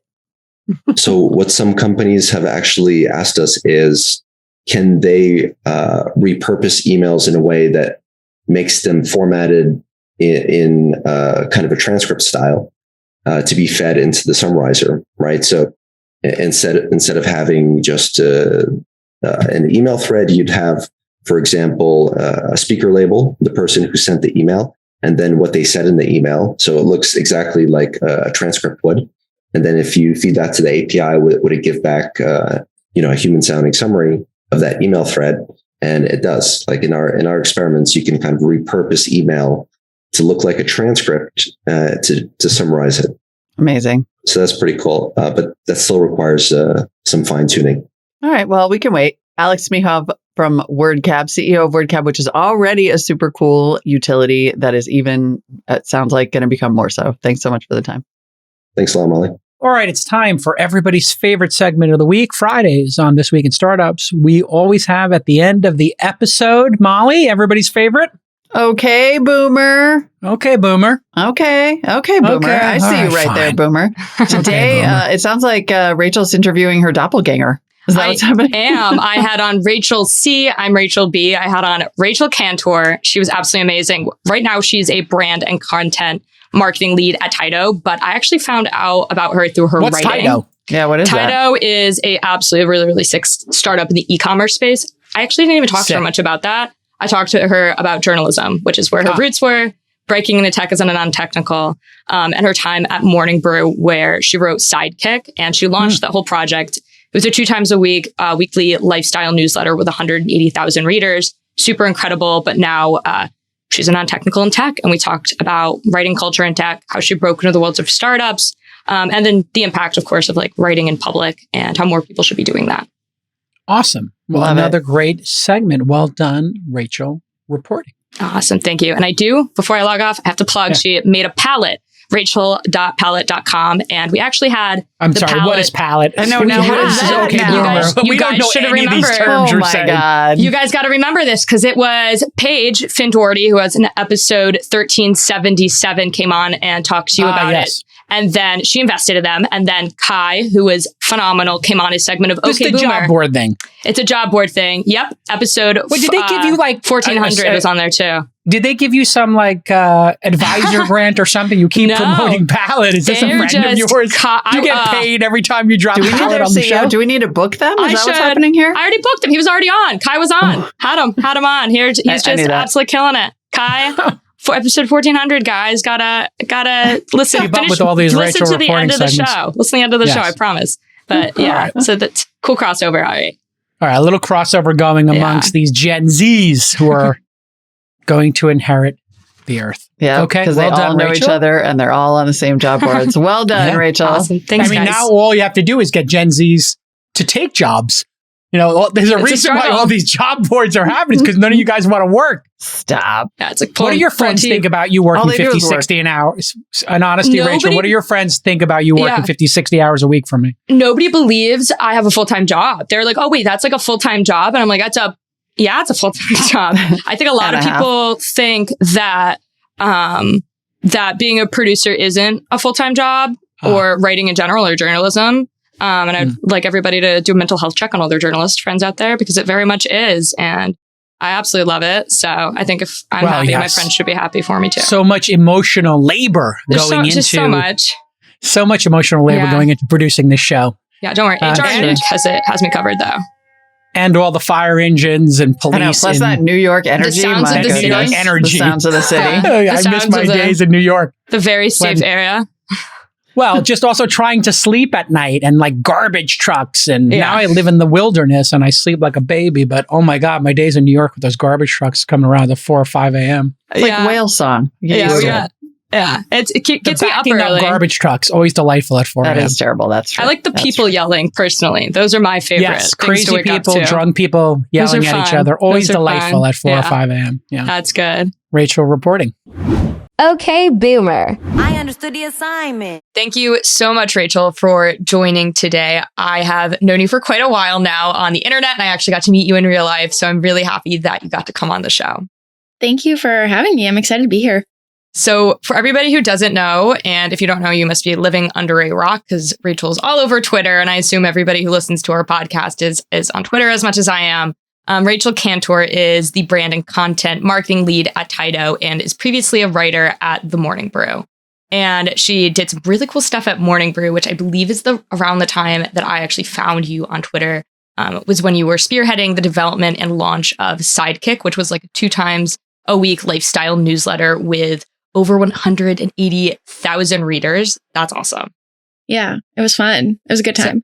My first question is, how did you find yourself in the world of writing and journalism? I always loved writing, but quite honestly, I never thought I was good enough to be a writer or could ever become a writer. I studied communications at Northwestern. I loved writing, and that was always a part of school. I didn't think I would pursue a journalistic path by any means. But when the pandemic hit, I was a senior at the time. I graduated in 2020, and I started thinking about what I wanted to do next and what I was good at. And as a passion project, I started my own newsletter. And that was kind of my first deep dive into writing in public and writing online, and what that could do for someone, both career-wise and also the opportunities that writing online could provide too. So that was the first time I ever started writing. And then from there, it kind of just spiraled on. That's awesome. So I feel like the hot job right now with Gen Z's our age is becoming like a UX UI designer. Everybody's on Figma and doing that. What do you think we can do to get more people interested in the journalism space of tech? Because writing in tech is incredibly important. Obviously, Jason, one of the hosts of our show, has a extensive history with journalism, and so does Molly Wood, the other host of our show. And I just don't see that many people as jazzed up and excited about writing about tech or working in a position that involves a lot of writing in tech. What do you think we can do about that? I think there's a lot of pressure around writing, and I think the first step is removing that. Obviously, that's a little hard when you're doing it professionally, when there's standards and expectations there, but also the first step to me is always seeing writing as an exploration and an adventure. Because when you write for the sake of writing and having that mentality, it takes you in incredible directions and you kind of follow that natural curiosity. Writing about tech is really interesting because we're at a time where every company wants to be a media company. And you see that with venture funds. You see that with podcasts taking off and then spiraling into more podcasts, into repurposing and repackaging content. You kind of see it everywhere. So it's very much in demand right now. Mm-hmm. But I also think, in addition to kind of seeing writing as an exploration, it's also encouraging people from different backgrounds who don't necessarily have a degree in journalism to pursue content and writing too, because anyone and everyone is a writer. And it doesn't matter if you don't have a degree in journalism, you can still write. It's a skill you build over time through practice. And so really encouraging people from different disciplines and different backgrounds to pursue that path is another key step on that journey. And then also the wonders it can do for a company, but also the wonders it can do for your personal brand. We've seen how people build brands online through Twitter, through their own newsletters, being a solo operator or a solo Substack writer. So it can really transform not only your career, but also a company and your personal life too. That's awesome advice. And I've noticed that you are really good at long form writing in particular. The first piece of work that I've read of yours was actually about Pop-Up Grocer, which is a really, really cool, basically pop-up that comes around. It was created by a woman named Emily Schilt, I think. And there was one at Miami Hack Week that I got to attend a few weeks ago. And it was really cool. But you wrote about that in 2021. It was a longer piece of work, definitely longer than a tweet. You were really good at writing tweets too, but what advice do you have for people trying to write these long form articles specifically about startups? Mm-hmm. Yeah, Pop-Up's a great example. And I've always wanted to go to Pop-Up Grocer in person. I've actually never made it out, but oh my gosh, it's super cool. Yeah, long form is a very interesting medium and very interesting form of content. I think something that I've heard time and time again that's really helped me is interview first content is incredibly valuable, where you're not necessarily taking kind of, with the pop-up piece, for example, those were Emily's ideas and Emily's thoughts. And then it's kind of your job as a writer to take those ideas and thoughts and then turn them into a story and kind of distill that. So I think for people who are overwhelmed by creating a massive long piece of original content, going the interview first route is super valuable, because you can take those insights from someone and then tell that narrative and then transform that into even more content. And also the ways you can co-collaborate on that are immensely valuable too. But I think it's just finding your medium too. For some people, it's long form. For some people, it's not. And that's okay. It doesn't necessarily have to be long form too. So just trying a bunch of different things and experimenting. The issue with long form is that it takes a lot of time and it takes a lot of research, unless you're doing kind of the interview first route, which is a little bit more scrappier. But if you're someone who is really curious about something and ready to dive in and then ready to synthesize, it's a good route for you. So I would say experimenting and then also thinking through how you're approaching the content, whether it's interview first or research first kind of piece. Got you. So with your personal newsletter that you were doing before Morning Brew, was that long form or was that short form? It's kind of a combination. It was half personal narrative and what I was experiencing as a new grad, some of the things that were top of mind for me, and then also short form in the sense that I shared a lot of recommendations. Like I've always been that friend people go to for restaurants, for new direct-to-consumer brands, for interesting pop culture moments. And so I was writing little blurbs, which is kind of the style format of the brew, where it's like long form in the sense of the newsletter, but the way that you talk about recommendations and talk about things is very snappy, very to the point. And so it was a combination of both long form and short form. And I kind of do a little bit of both now as well. That's awesome. Are you still writing your own personal newsletter? I actually wrote a recent edition about 3 weeks ago. And so I'm hoping to bring it back. It's a big 2022 goal. Just figuring out like what I want it to look like and how often I want to do it. Yeah, no, that newsletters take so much time and effort to start. I feel like once you have like the format down and once you know what it's going to be about, it's a little bit easier to kind of fill in the blanks. The first newsletter that I had to write was for a fellowship and for supply chain and logistics. And it was an amazing fellowship, but it was probably my least favorite part of the entire fellowship. I'm not going to lie. I was so bad at it. Like if Santosh is listening, who's my own boss, like my old boss, he definitely knows I was horrendous. Like they had a whole style guide for it that was already set in place. Oh, wow. They had other news outlets being like, these would be good stories to like feature in it. Like it was all set up and I was just really bad at it. And then I did it every single day for 6 months or every single week for 6 months. And eventually I got a little bit better at it. And after I left that fellowship, I was able to freelance. And one of the freelancing positions I got was writing a weekly newsletter. And they were like, you're so good at this. Like, where did you learn? And I was like, oh my gosh, like, who do I have a story for you? Because every week it was like a battle. Do you have any advice for anybody trying to start up a newsletter? Because for me, newsletters are, from that experience now, the scariest, like one of the scariest methods of writing in public.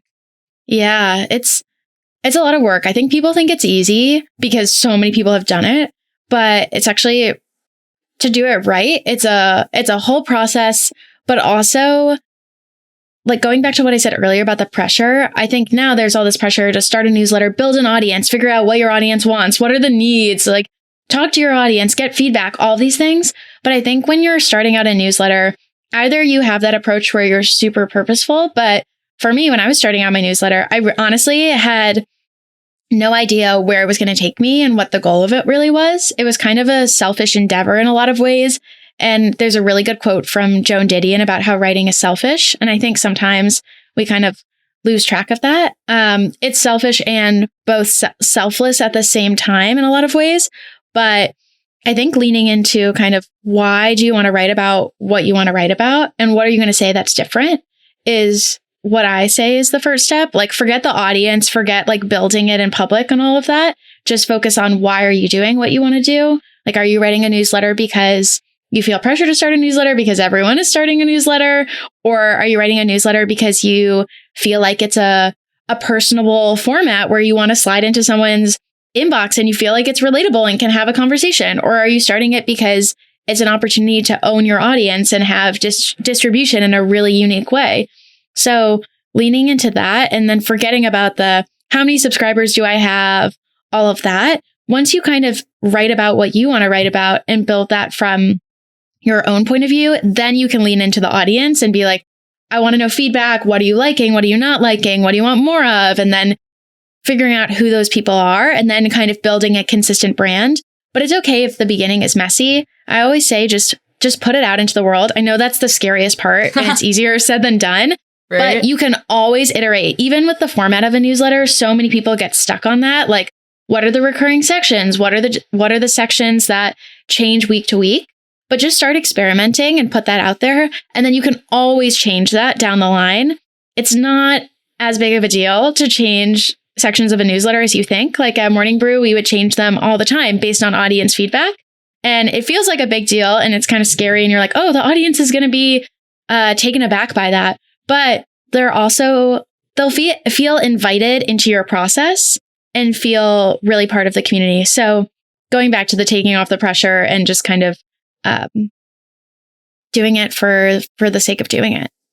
I love that. I guess I didn't find my why in writing a newsletter about supply chain and logistics. So maybe one day I'll pivot and I'll write something a lot more fun, like about write recommendations. So you mentioned one aspect of newsletters that I completely agree with the fact that sometimes they feel really personable when you just, like you said, sliding into someone's inbox. The one that came to mind, I subscribe to a ton of newsletters. Kinsey Grant's For Thinking is Cool, her newsletter is so casual and it's super well written. Do you have any other recommendations on your end besides your own, obviously, on newsletters that people should subscribe to that feel very personable like that? I really like Haley Nauman's newsletter. She used to work with me in Repeller. She has a great voice, and I actually really look forward to sitting down and reading her newsletter. She's great. I also really love my friends who have started like personal newsletters as well. Sarah Wood is someone who comes to mind, and she shares updates about her life as well as the book she's writing, and also about kind of her life in Barcelona, and a wide variety of topics, honestly. But that's very personable. I love the newsletters where you feel like you're sitting in the room with someone and you kind of know them. So those are two that come to mind in terms of personal solo writers. And then another newsletter that I also really like is Perfectly Imperfect, where they bring in like influencers and fun people and talk about their recommendations. And that just feels like authentically, again, another piece of interview first content, but that feels like really true to the voice and brand. Awesome. Those are phenomenal recommendations. And I do want to pivot a little bit to your role at Tydo. So Tydo provides visibility into e-com brand unit economics, marketing channels, and customer retention. Is that correct? That got that straight off your guys' website? Yes. I think about it as like analytics for direct to consumer brands. Got you. There. That's a lot easier said than the line I just spat out of you. So you work, is this a startup, Tydo? Yeah, so startup. You work at a startup right now. Your history previously was a writer. How do writers get into the startup world?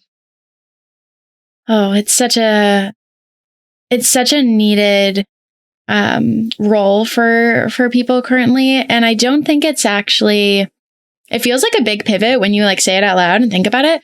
But honestly, writing is such a good entryway into almost anything, because as a writer, you're constantly creating, and the output you put out there is so wild. I think Brew really taught me how to do that well, was to constantly create and move really fast and be a doer.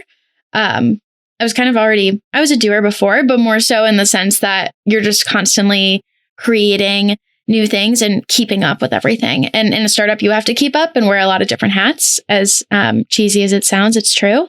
So another way actually that's really good for writers is there's so many freelance opportunities. And going back to another thing I said earlier is that every company wants to be a media company. So everyone is kind of investing in content currently.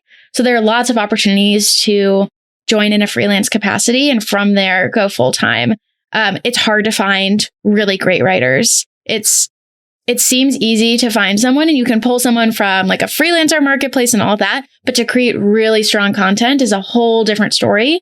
And so finding those people can be really hard for startups. So I think going from the freelancer to full-time route is a really great idea. And there's a lot of good job boards, a lot of good communities for writers that will help them launch into that career path. I love that. I'm a huge fan of gig work, freelancing, independent work, anything like that, because I've just seen so many people absolutely kill it in their careers, starting off with this type of work or stopping what they're doing right now in their current career and pivoting, because then you get a bigger portfolio, your hours, you obviously are a little bit more flexible, you get to pick them yourself, and say you're a morning person, but you work with a West Coast team and you live on the East Coast. You could perform way better if you were freelancing and you had the opportunity to work in the morning, whereas, having to write later at night. So absolutely love that. Where are people going to be able to find, though, these freelancing jobs? Mm-hmm.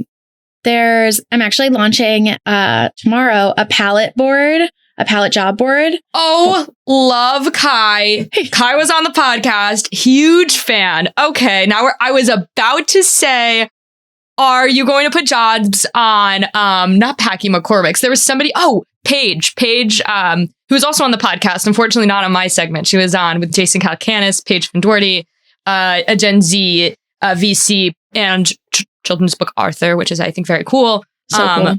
So wait, love it. What newsletters are going to be on? So I don't know where I'm going to launch it newsletter-wise yet, which I need to figure out. But it's all going to be content and brand marketing focused roles. So everything. So it'll be pretty niche. And also launching the talent collective portion of Palette, which is a new feature they launched, and I'm really pumped about that. Saw that. To have freelancers and cool people as part of the community. So it's going to be really hype. So hopefully that will be a good resource for people too. And I'm asking a lot of pointed questions at the companies who will be posting roles, because it's really important for me to source from companies that are doing good in the world, but also have a strong company culture and treat their employees well. So I love that. That's going to be awesome. And then there's some other communities. Another one that came to mind is a Slack community. I think it's called Superpath, and that's for content people. And there's a lot of great resources in there. They also have a job board online. And then trying to think of where else for freelancers. Honestly, through friends. I feel like every person I know who's in tech knows someone who's looking for a writer currently. I totally agree. Always content people. It's always content people. Always content people. And we don't really all talk about it. Like, it just kind of, and I feel like people ask me, and then you have to put the feelers out there, but then sometimes you don't. Yeah, I think people just need to ask other people, like, openly, and be comfortable doing that, which is hard too. And just because you want a freelance job also doesn't mean you're unhappy in your job. It can be like because you want to learn something different, because like you're curious about something, because you want to try exercise a new skill, whatever. But yeah, I would say Palette Board, which I'll launch, Superpath, and then through friends of friends. That's how like I got freelance jobs, was just through people being like, oh, I need a writer, or like so-and-so wants to launch a newsletter. Like, would you want to help them out? I love that. So before this Speak in Startups, when I was doing my freelancing, I was really into the content world. And I think that's like probably, if people don't know me from OK Boomer or my podcast, they probably know me from creating content for other people, which I don't know if the Speak in Startups crowd and those people that were looking at that content probably don't overlap. So I just want to put that out there. And how I would find people to do content for is I would look who was raising a Series B on TechCrunch and then slide into the founders' DMs on Twitter. Because once they hit a Series B, I realized they had enough money that they would probably at that time be more willing to hire on contractors and things like that. So that was like my in the beginning. I love that. That's awesome. Honestly, like that's such a good idea. And also a lot of solo founders and a lot of big people on Twitter too will also take content people too. If you just so true slide into their DMs, the amount of people who have ghostwriters and who have a content team behind them, you would have no idea. But it's true. It's incredible too. So I've also seen a rise. Maybe this is because I am a Gen Z, but I've seen a rise of young people diving headfirst into this freelancing community, whether that be a freelance software engineer or a freelance writer across all fields. Why do you think so many people that are young are choosing to do contract work over traditional 9-to-5s? Definitely the flexibility is huge. You get to make your own schedule, like you said earlier. You also think people don't want to be beholden to niches and are really interested in expanding outside of a current, just one particular role. That was something that was always super appealing to me with freelancing, was that I'm someone who has a lot of different interests. And I think a lot of people our age and younger are like, I don't want to be held to one particular thing. I want to do a lot of different things. And so for me, when I just with all my different curiosities and interests, I was like, oh, this is an opportunity to explore things outside of my job too. But the the ability now to be able to do that, where you can explore a lot of different things and then kind of build your own job from there, is so cool. And you get to have full ownership over that too. And I think I think there's some stat about this, about how most Gen Zers like want to see themselves as entrepreneurs, and being a freelancer is being an entrepreneur. You're running your own business. And so I think that's just one easy way to kind of dive into that. You can be an entrepreneur and you don't have to start your own company, but being a freelancer is basically starting your own company. You're just working with a lot of different people. Yeah, that's very, very true. And I guess I never thought of it like that. But at the end of the day, you are your own. When you're doing taxes, you're writing yourself down as a sole proprietorship or an LLC. Like you are the commodity almost at that point. So for freelancing, do you have any tips for people that are interested in becoming content creators or writers? Like, how would you actually make that jump? Like I said before about just reaching out to people, I think doing that is so valuable, where find people who you admire and who are already creating content, or who you feel like they could add more value by creating content but haven't yet, and just reach out to them too and say, hey, I love following you. I love what you're building. I have these ideas for how you can create really cool content. Would love to chat with you about them, and make it super low stakes, but just kind of show them the ways that you can offer them value. So I would say reaching out to people and just kind of shooting your shot with that. And then also you can kind of start to build your own content as well. Like, I think building in public and writing online will take a lot of people to that next stage. And so it's also hard to be a freelancer if you don't have a portfolio or work to show. And it's even more valuable when you have an audience already. So I would also say invest your time in writing and creating. That's the most important thing. You've done really well at building an audience on Twitter. Like, you have a pretty good following, and not just like, oh, you have a lot of Twitter followers, but people actively keep up with the work you produce, which I think is even more impressive than being verified and having a ton of people hit the follow button. Having people that engage with your content is what the big thing is. Engagement means everything in content creation. How are you able on your own personal brand to keep up this engagement? It sounds so cliche, but I honestly just authentically try to show up as myself online, and I don't have a strategy. I don't look at like retweet to like ratios. When I feel like there's a thread that is like forming in my head, I'll write a thread. And when I don't feel like I have a thread, I don't force myself to write a thread. And honestly, I think that's kind of paid off in the long run, just because now, that wasn't the goal, was to build an engaged audience. It was to show up as myself and then build a community from there, really, and meet people and engage with others who are thinking about the same things, or who have interesting perspectives or challenge me to think differently. But I don't have a strategy, and I just kind of I obviously gut check myself when I tweet things, but I also don't really believe in niches, which is like a hot take. Totally. I think it's great early on to kind of niche yourself, but then for me, it could be easy to kind of position myself as as a content person, which I have done in a lot of capacities, but I also like to tweet about how I'm exploring Web3 or direct to consumer brands. And I think my audience finds that way more interesting, like the variety of interests versus just Rachel only tweets about content. Oh, yeah. And I also think that's a Gen Z thing too, where I completely agree. Gen Z is just more interested in the wholehearted, holistic, the full picture of the person. And that's what I'm more interested in too. I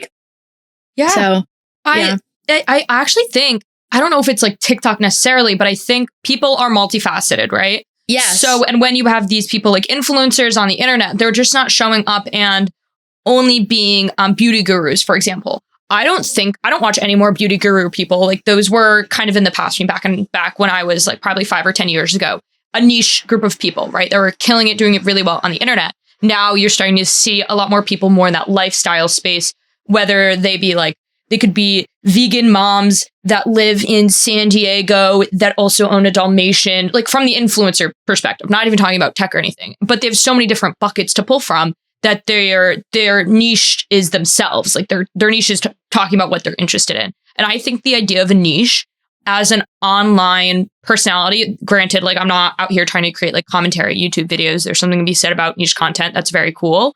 But I think if you're starting out on something, especially Twitter, why not show off that you're multifaceted? Like I would not want to follow one account that just talks about like soccer stats. I'd want to follow an account that like is interested in watching soccer and also went to a similar college as me. You know what I mean? Yeah, you want to see like the whole person, and it's way more interesting too versus just picking one lane. That's definitely like a fast track to, I feel like, growth, because you're like really well known in one field.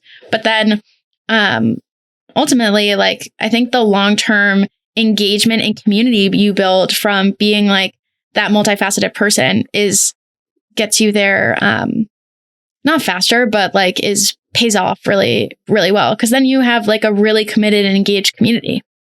And I also feel like, you could tell me if I'm wrong, I feel like Gen Z though is starting, or has been the entire time that we've existed, we don't treat our online selves, even on LinkedIn, I've seen this, as professional. There are aspects of us that are professional, but it seems, because there's so much of our life online, creating a professional, like almost facade feels like almost showing up as half yourself on the internet. And so for me, when I was first on Twitter, I was like, I only want to post things on this Twitter account that would help me get a job. And I realized, I'm like, this is only showing off such a small amount of me. And for how often I spend on the internet, only being able to produce content in a certain voice, focusing on a certain thing, acting like a certain way, it felt fake. And it also felt like it wasn't an accurate representation if somebody did want to hire me. I totally agree. I think now the lines between personal and professional, I mean, not that it hasn't been that way, but I think more so for our generation are so blurred. Like to me, I think my personal and professional are like totally mixed together. And also you being you makes you a better professional too. So like, why hide that? Like, I think bring your full self to what you do, and that will make you a stronger at your job, but also just stronger as a person and like developing through life. So it does feel inauthentic. And I think also Gen Z like sees through that bullshit at the same time too. Right. Where it's so like immediate. You see that and you're like, okay, well, I don't want to follow you, or that's not really worth my time. Yeah. I'm also saying this, I realize, out of a place of privilege. I do work at a place that like values my creativity. That is very, if I said on Twitter, I would not get fired. I don't think in fact, my bosses might interact with it because my bosses follow me on social media platforms. So I'm definitely saying this out of a place of privilege. And there is a line. I'm not out here doing investment banking at like Morgan Stanley, Totally. But yeah. For speaking in tech terms here, Yeah, I'm definitely the same. I feel the same way, where definitely privileged to be in that position too. And it would be a different story if I was talking to someone, who wanted to get a job at Bain or something like that too. Maybe that's changing. I guess I'm not on the inside, but I find that startups actually find it more attractive in a candidate too, to be yourself and also have a voice. And if you have this opportunity, like take it and run. Like if you have the opportunity to show up as your full self on the internet, or show up as your full self in any aspect, take that and run. I really like that, especially in the tech community. I think that's a really, really cool place to be in. And I'd like people that are hiring Gen Zs to show a little bit more personality online as well, especially in the like VC space. Like I've seen a lot of partners and stuff, and I'm like, I don't know if you would be a cool boss or not, because like I can't get your vibe off of your Twitter account, but it seems like you tweet like violence amounts like every single day, but like with zero personality. Like I can't tell what you're going to be like as a boss. Like obviously sometimes with founders too, but I don't know. It's something that really frustrates me. It's like vibe checking your boss before like, I don't know. Yeah. And some people like don't want to post online too. And like, that's okay. That's okay as well. It's just like, figure out kind of like what you want to do. And like, if that's not you, then that's not you, but it is a good way to like showcase yourself, and also like what you're doing and like share that with a larger group too. Somebody who I actually think does really well at this, but doesn't share any of their personal life is Nicole from Harlem Capital. She was on an episode of OK Boomer a while ago, and she does like really good threads and things like that about starting off in venture capital, but also does really well at tying in her own experiences. And by tying in her own experiences, it has a great Twitter account of being professional, but still having some sort of like empathy to run off of, you know what I mean? But she doesn't mention like really like where she lives, where she like who her family is, nothing like that. But I don't know. It's still she has good barriers, I think. If you're interested in looking at somebody, Nicole from Harlem Capital, if you don't want to like share your life on the internet, because I get not everybody wants to do that. She killed it. I love that. Yeah, it's like really good. Last question to you. How do you recommend people get the courage, I guess, for lack of better words, to start writing in public? By honestly just doing it. I know that's like not the I know that's like unfortunate. People don't want to hear that. And people are always like, how do I become a better writer too? And also the answer to that is to keep writing. Okay. And to write. But it's true. I mean, doing it is hard, but you also need. That's why I think it's important to know why you're doing what you're doing, because if you're, again, just creating because everyone's creating a newsletter and you want to keep up, that's probably not a good enough reason that's going to motivate you to keep going. So asking yourself that, and then just, again, putting it out there. It doesn't have to be the best thing you ever created. It doesn't have to be like the Mona Lisa, anything. Just create, and then you can change it from there too. And then also talk to your friends too. They're, I think, your biggest ally in the process of writing and creating online. Like I remember when I first started my newsletter, and still to this day, I send my writing to so many people, and that doesn't make someone less of a writer. It's more valuable to get feedback and also to understand how other people are reading it too before publishing it. So if you're scared, definitely send it to a friend or a family member before. But then also just put it out there, and then you can also go through an exercise that's called fear setting. And Tim Ferriss talks about it in a TED Talk, where you think about like, what's the worst case scenario? What's a neutral case? And then what's the best case scenario? And then what would you lose if you didn't take the opportunity to publish online? And I think that's really helpful, because oftentimes the worst case is really not the worst case. Mm-hmm. And there's always ways to prevent the worst case from happening. So that's also a good exercise to do if people are scared about writing online. But really, if you're scared to do anything in life, like walking through that exercise is very helpful. Fear setting. I'll have to check that out. Tim Ferriss, I think, has a lot of really good like bits and pieces to apply to life. I definitely wouldn't have gotten my job here talking to you right now if I didn't put out my own podcast in the beginning, which Jason has said multiple times that it was pretty not great. I think he said it, quote, was a 7 out of 10. It's pretty bad. But like just by putting myself out there, doing things like repetitively over and over again, I'm sure writing is like very similar to writing out a podcast. Writing a newsletter is similar to writing out a podcast, where those repetitions, add up. Yeah, they add up. And like you created something, and there's something most people don't get to the creation phase. So it really speaks large amounts about a person, I think, when they can just put it out there. Awesome. Well, thank you so much, Rachel. Where can people find you? They can find me on Twitter. It's Rachel Cantor _.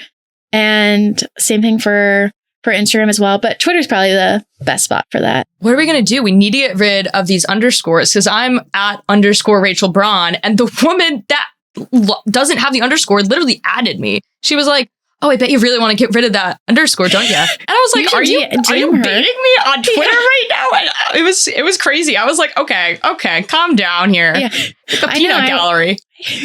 I need the username without the underscore. Yeah, but now I've owned the underscore though with like other accounts. Oh, so then I'm like, same. Like, for consistency. Same. I have like a Instagram account, which I'm never on Instagram. Like nobody follow me there. Literally, I'm never on it. I'm always on Twitter. And I have a TikTok account, and they all have the underscore. And I'm like, I probably missed the opportunity now to even have ditch the underscore, on everything else. So we'll embrace it. We'll embrace it for now. We're the Rachel underscore gangs. Yes.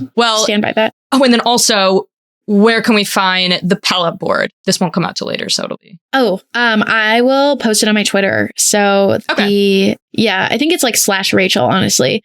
But I will post it on my Twitter and probably pin it there. And so people can find it there. Phenomenal. Awesome. Well, thank you so much for coming on. This was a really cool conversation. I haven't talked to anybody that has really dove into the world of writing with me. So this was really, really helpful. Awesome. Well, thank you again. And always down to chat about writing and all things, really. Thanks. Hey everyone, producer Nick here. I want to tell you about the SaaS Syndicate. If you're a founder of a SaaS company with a product in market, our investment team wants to talk to you. Head over to thesyndicate.com/SaaS, SAAS, to apply to raise from the SaaS Syndicate. And you can join Jason's syndicate of over 9,000 accredited investors at thesyndicate.com. Producer Justin here. Know a cool startup? Check out openscouting.com, where anyone can refer a startup to our investment team here at launch, even if you don't know the founder. If you're the first to flag a company for us and we decide to invest, you'll get $5,000 in cash or 10% of our carry. Hey everybody, producer Rachel here. Are you an early stage startup that has product in market, some traction, and are looking to raise at least $500,000? Apply today to Remote Demo Day for your chance to pitch to over 9,000 investors in Jason's syndicate. Submit your application at remotedemoday.com. Our next event is on April 27th. And if you want to learn how to invest in startups from the world's greatest angel investor, and no, we're not talking about Chris Sacca, then head to angel.university to apply. The 4-hour workshop costs $300 and all proceeds are donated to charity. To date, we've donated over $175,000 to various charities, and you can see the full list at angel.university/charity.